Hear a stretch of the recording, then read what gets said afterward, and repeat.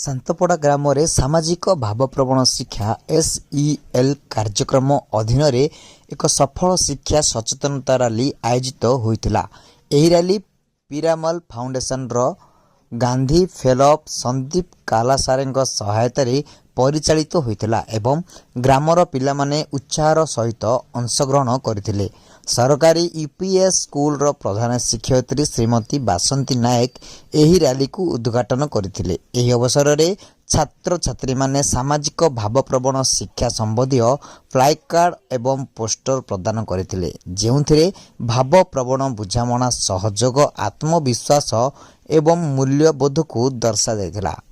रैलीर मुख्य उद्देश्य थिला ग्रामर प्रत्येक पिला को शिक्षा सहित जोड़िबा, नियमित स्कूल उपस्थान को प्रोत्साहित करने एवं समाज को सामाजिक भावप्रवण शिक्षार गुरुत्व जणाइबा।